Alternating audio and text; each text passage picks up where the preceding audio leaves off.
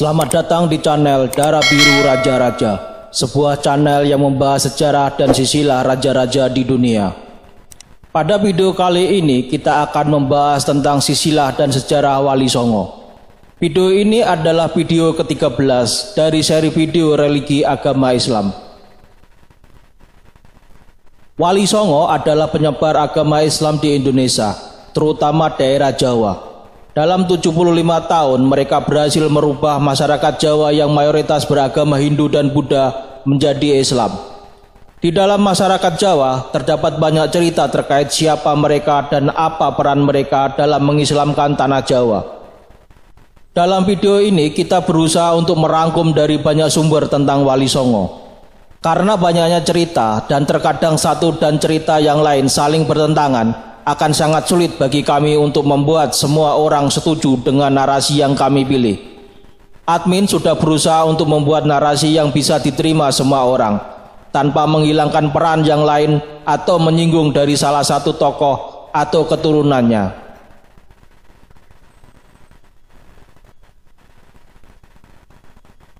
Pertama, Syekh Ibrahim Samarkandi. Sebelum kita membahas tentang Wali Songo, kita bahas dulu leluhur mereka, Syekh Ibrahim Samarkandi. Syekh Ibrahim Asmorokandi atau Syekh Ibrahim Samarkandi yang dikenal sebagai ayah Raden Ali Rahmatullah atau Sunan Ampel. Makamnya terletak di Desa Gisi-Erjo, Kecamatan Palang, Kabupaten Tuban.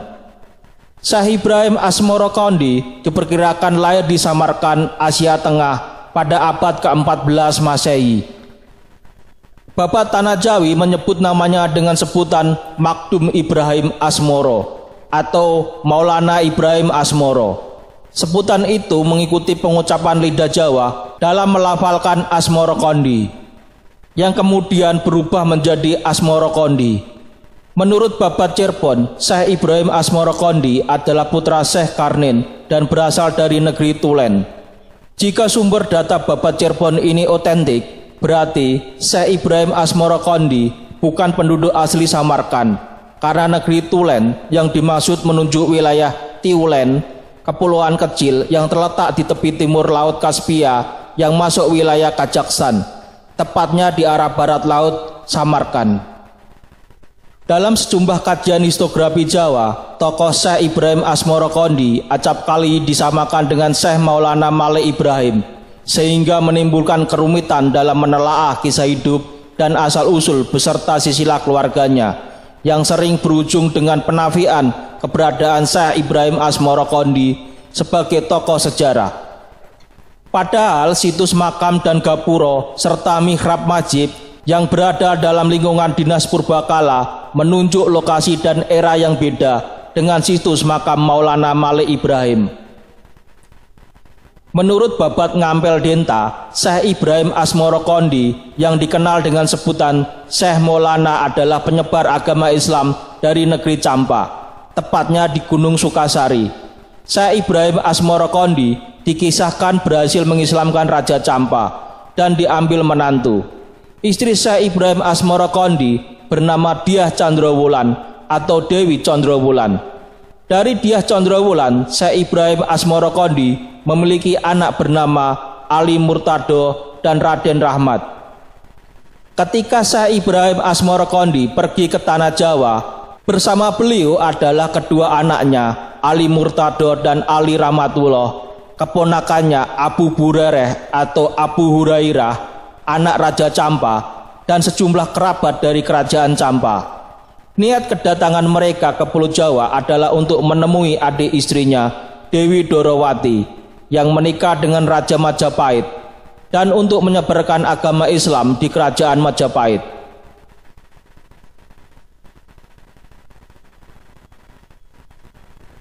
Dua, Sunan Ampel. Sunan Ampel, putra Syekh Ibrahim Asmorokondi, adalah tokoh Wali Songo tertua yang berperan besar dalam pengembangan dakwah Islam di Jawa dan tempat lain di Nusantara. Melalui pesantren Ampel Denta, Sunan Ampel mendidik kader-kader penggerak dakwah Islam seperti Sunan Giri, Raden Patah, Raden Kusen, Sunan Bonang, dan Sunan Derajat. dengan cara menikahkan juru dakwah Islam dengan putri-putri penguasa bawahan Majapahit, Sunan Ampel membentuk keluarga-keluarga Muslim dalam suatu kekerabatan yang menjadi cikal bakal dakwah Islam di berbagai daerah. Sunan Ampel sendiri menikahi putri Aryo Tejo, Bupati Tuban, yang juga cucu Aryo Lembusuro, Adipati Surabaya yang Muslim. Jejak dakwah Sunan Ampel tidak hanya di Surabaya dan di ibu kota Majapahit, melainkan meluas sampai daerah Sukadana di Kalimantan. Ali Rahmatullah atau Raden Rahmat yang lebih dikenal dengan nama Sunan Ampel diperkirakan lahir di Kerajaan Champa, sekarang menjadi bagian dari negara Vietnam di bagian selatan. Sunan Ampel memiliki 2 orang istri, yaitu Mas Karimah dan Nyi Ageng Manila. Dari pernikahan dengan Mas Karimah memiliki 2 orang putri, yaitu pertama Mas Murtosimah atau Dewi Asikah menikah dengan Raden Patah, pendiri Kerajaan Demak. Kedua, Mas Murtosiah menikah dengan Raden Paku atau Sunan Giri. Dari pernikahan dengan Nyi Ageng Manila memiliki 5 orang anak, yaitu pertama, Siti Syariah menikah dengan Usman Haji atau Sunan Ngundung. Kedua, Siti Mutmainah. Ketiga, Siti Safiah atau Siti Hafsah menikah dengan Sunan Kalijogo. Keempat, Makdum Ibrahim atau Sunan Bonang. Kelima, Raden Qasim atau Sunan Derajat. Dalam babat Cirebon, Sunan Ampel memiliki istri ketiga yang namanya tidak disebutkan. Dari istri ketiga ini memiliki 4 orang anak, yaitu pertama, Syekh Mahmud. Kedua, Syekh Saban alias Ki Rancah. Ketiga, Nyai Manduro. Keempat, Nyai Piah.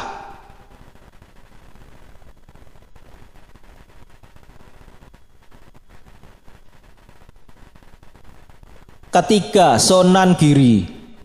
Sunan Giri, putra dari Syekh Maulana Iskak, adalah tokoh Wali Songo yang berkedudukan sebagai raja sekaligus guru suci atau Pandito Ratu. Ia memiliki peran penting dalam pengembangan dakwah Islam di Nusantara dengan memanfaatkan kekuasaan dan jalur perniagaan. Sebagaimana guru sekaligus mertuanya, Sunan Ampel, Sunan Giri mengembangkan pendidikan dengan menerima murid-murid dari berbagai daerah di Nusantara.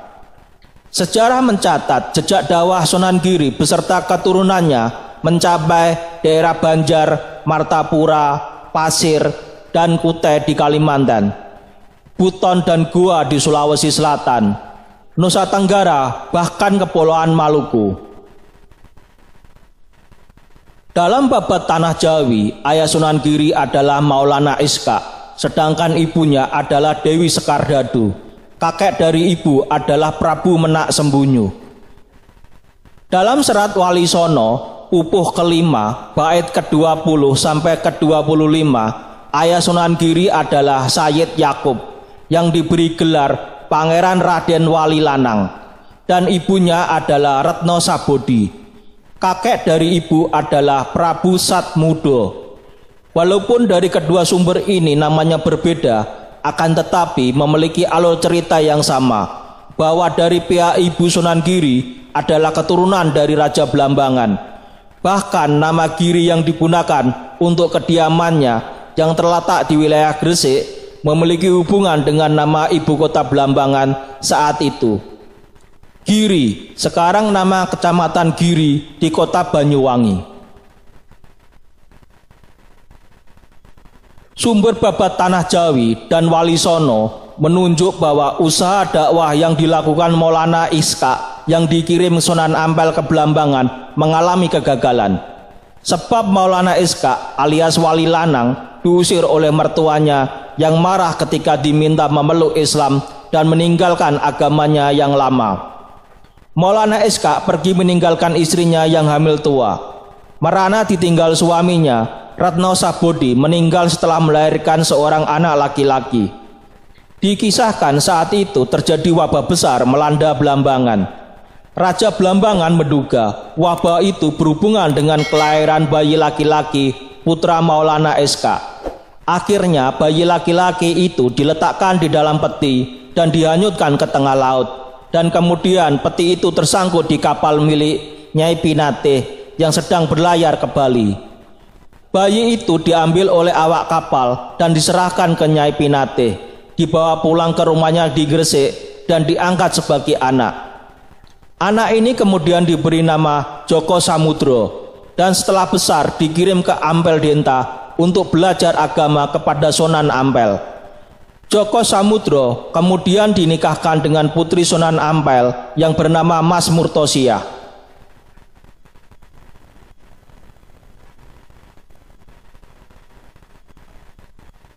Empat, Sunan Bonang. Sunan Bonang adalah putra Sunan Ampel dari pernikahan dengan Nyi Ageng Manila, putri Aryo Tejo, Bupati Tuban. Sunan Bonang dikenal sebagai tokoh wali songo yang ulung dalam berdakwah dan menguasai ilmu fikih, usuluddin, tasawuf, seni, sastra, arsitektur, dan berbagai ilmu kesaktian dan kedikdayaan. Dakwah awal dilakukan Sunan Bonang di daerah Kediri yang menjadi pusat Bhairawa Tantra dengan membangun masjid di Singkal yang terletak di sebelah barat Kediri. Sunan Bonang mengembangkan dakwah Islam di pedalaman yang masyarakatnya masih menganut ajaran Tantrayana. Setelah meninggalkan Kediri, Sunan Bonang dikenal mengajarkan Islam melalui wayang, tasawuf, dan sastra sufistik. Karya sastra sufistik yang digubah Sunan Bonang dikenal dengan nama Suluk Wujil.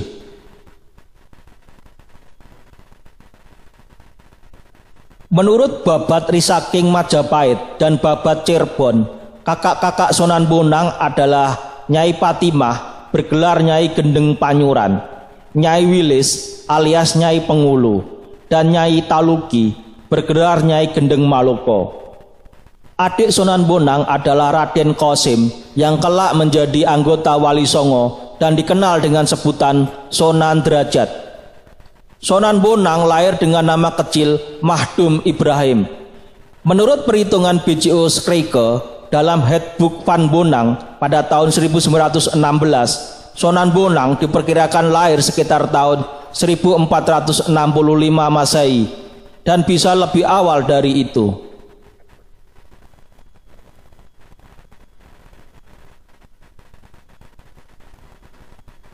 5. Sunan Kalijogo. Sunan Kalijogo dikenal sebagai tokoh wali songo yang mengembangkan dakwah Islam melalui seni dan budaya.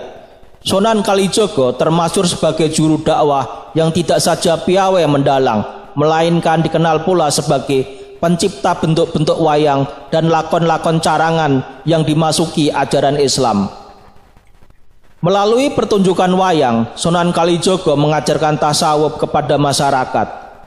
Sunan Kalijogo dikenal sebagai tokoh keramat oleh masyarakat dan dianggap sebagai wali pelindung Jawa. Raden Said yang kelak dikenal dengan sebutan Sunan Kalijogo adalah putra Temenggung Wilotikto, Bupati Tuban. Selain Raden Said, Sunan Kalijogo dikenal dengan sejumlah nama lain, yaitu Syekh Meloyo, Lokojoyo, Raden Abdurrahman, Pangeran Tuban, Ki Dalang Sido Brangti, Ki Dalang Bengkok, Ki Dalang Kumendung, dan Ki Unehan. Nama-nama tersebut memiliki kaitan erat dengan sejarah perjalanan hidup tokoh Wali Songo ini dari sejak bernama Said, Lokojoyo hingga Sunan Kalijogo.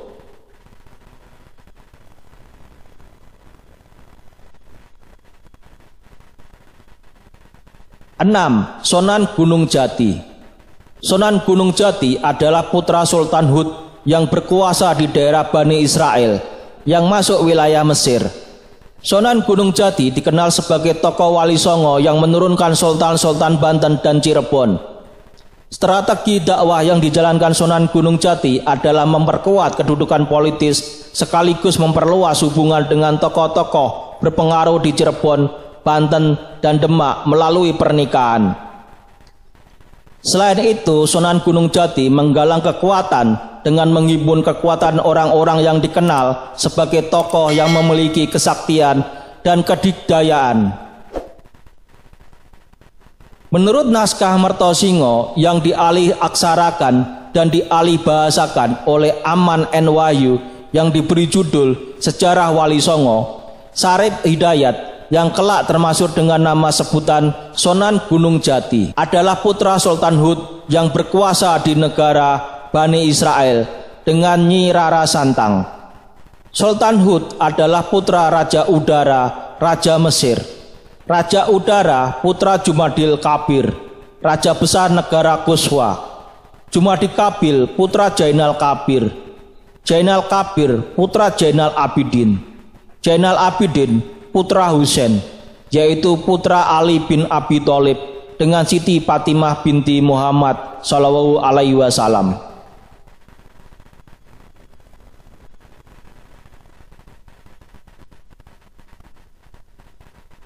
Tujuh, Sunan Derajat. Sunan Derajat adalah putra Sunan Ampel dan adik dari Sunan Bonang. Sunan Derajat dikenal sebagai tokoh Wali Songo yang mengembangkan dakwah Islam melalui pendidikan akhlak bagi masyarakat. Sunan Derajat dikenal memiliki kepedulian tinggi terhadap nasib fakir miskin. Sunan Derajat mendidik masyarakat sekitar untuk memperhatikan nasib kaum fakir miskin, mengutamakan kesejahteraan umat, memiliki empati, etos kerja keras, kedermawanan, pengentasan kemiskinan, usaha menciptakan kemakmuran, solidaritas sosial, dan gotong royong. Sunan Derajat juga mengajarkan kepada masyarakat teknik-teknik membuat rumah dan membuat tandu. Sunan Derajat lahir dengan nama Raden Qasim, diperkirakan lahir pada tahun 1470 Masehi. Sunan Derajat adalah putra bungsu Sunan Ampel dengan Nyi Ageng Manila.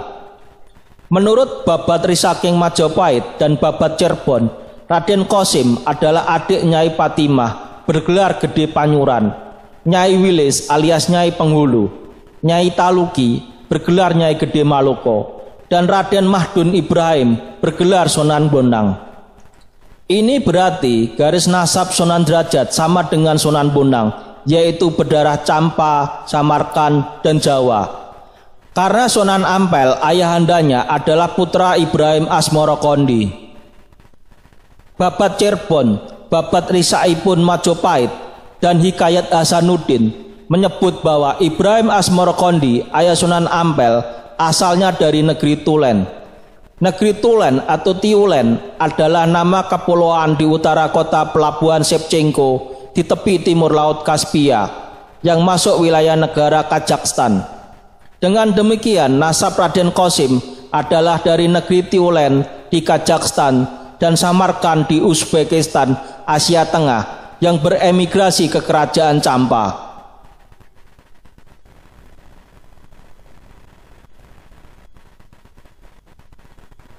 8. Syekh Siti Jenar. Syekh Siti Jenar adalah putra Syekh Datuk Soleh, seorang imam asal Malaka. Syekh Siti Jenar dikenal sebagai tokoh Wali Songo yang memiliki pandangan-pandangan kontroversial di zamannya. Syekh Siti Jenar dikenal sebagai penyebar ajaran Sasahidan yang berpijak pada konsep manunggaling kawula Gusti. Syekh Siti Jenar dikenal sebagai penggagas gagasan komunitas baru dengan mengubah konsep feodalistik kawula, hamba atau budak menjadi egaliter melalui pembukaan hunian-hunian baru yang disebut lemah abang.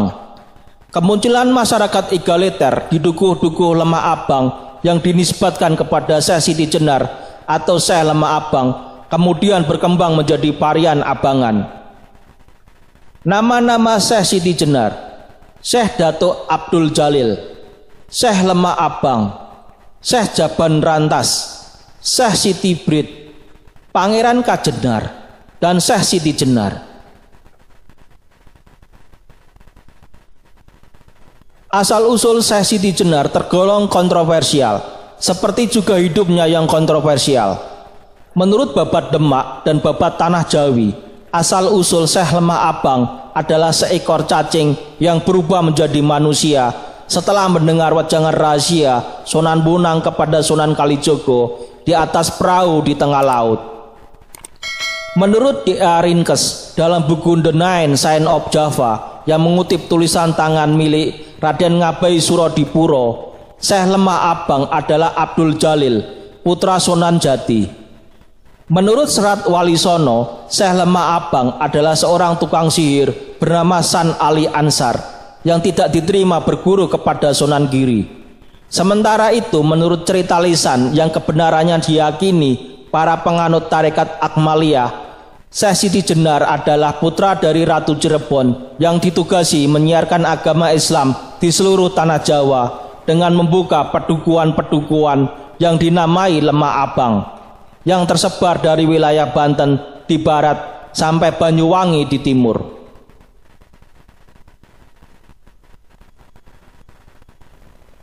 9. Sunan Kudus. Sunan Kudus adalah putra Sunan Ngundung. Sunan Kudus dikenal sebagai tokoh Wali Songo yang tegas dalam menegakkan syariat.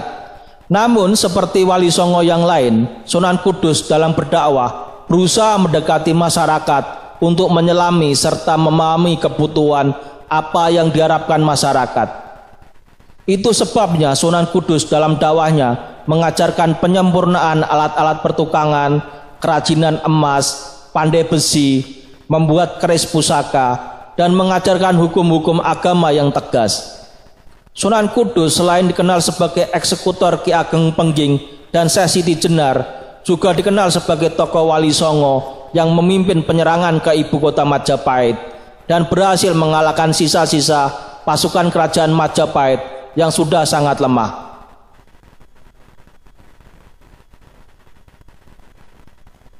10.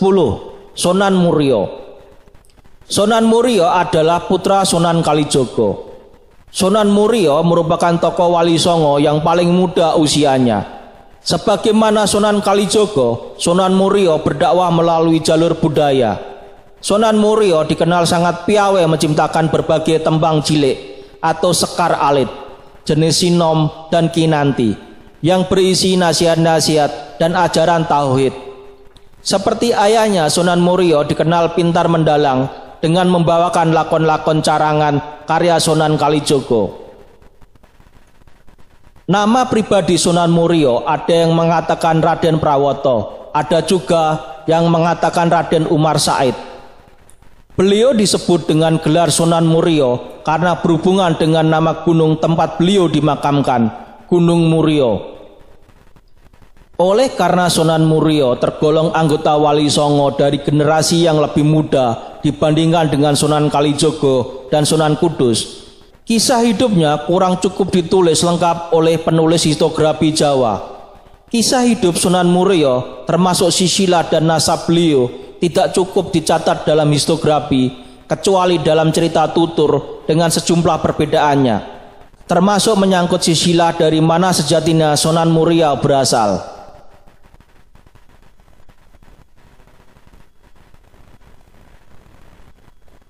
11. Raden Patah.